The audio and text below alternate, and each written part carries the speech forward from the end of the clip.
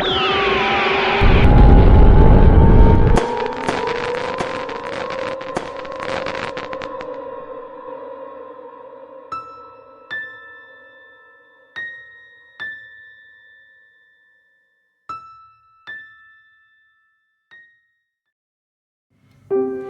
kedalaman hutan tropis yang lebat, di antara dedaunan hijau zamrud dan gemericik air terjun, hiduplah seekor nyamuk mungil bernama Didi.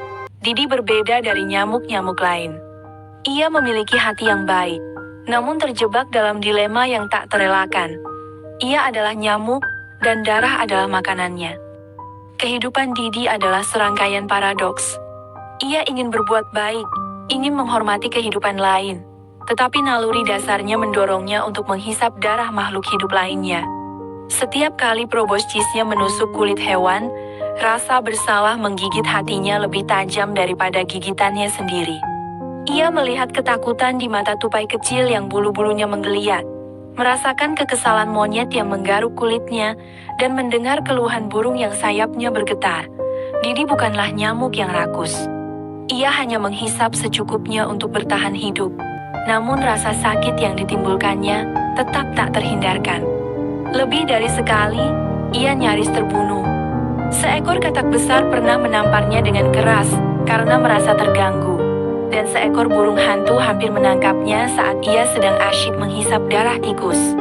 Kehidupannya bagai berjalan di atas tali yang rapuh. Setiap saat terancam putus. Suatu hari, Didi merasa putus asa. Ia bersembunyi di balik daun lebar. Air matanya hampir jatuh. Ia merasa dirinya sebagai kutukan bagi hutan, makhluk yang membawa penderitaan tanpa niat jahat. Ia berdoa pada angin, pada sungai, pada dedaunan, memohon agar ada jalan keluar dari dilema ini. Doanya didengar, atau mungkin hanya kebetulan. Seorang kakek tua, seekor kura-kura bijaksana yang telah hidup berabad-abad di hutan itu, menemukan Didi. Kakek kura-kura mendengarkan keluh kesah Didi dengan sabar.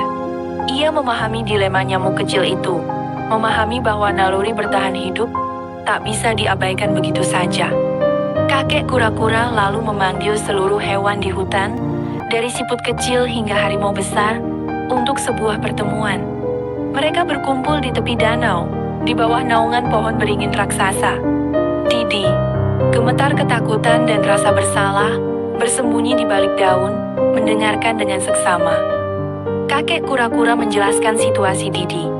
Ia menekankan bahwa Didi bukanlah makhluk jahat. Ia hanya melakukan apa yang harus dilakukan untuk bertahan hidup.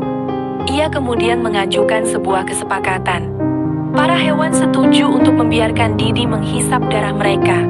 Tetapi dengan syarat, Didi harus melakukannya dengan hati-hati, seminimal mungkin, sehingga mereka hanya merasakan sedikit gatal, bukan rasa sakit yang menusuk.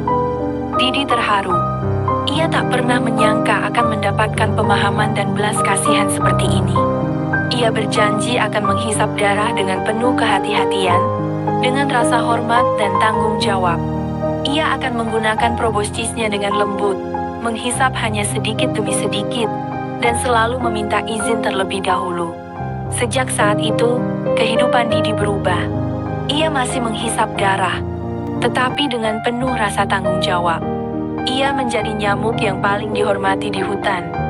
Hewan-hewan mempercayainya, dan Didi, dengan hati yang penuh penyesalan dan rasa bersalah, hidup dengan damai, menjadi bukti bahwa bahkan makhluk kecil yang tampak menjengkelkan pun bisa mendapatkan tempat di hati mereka yang lebih besar.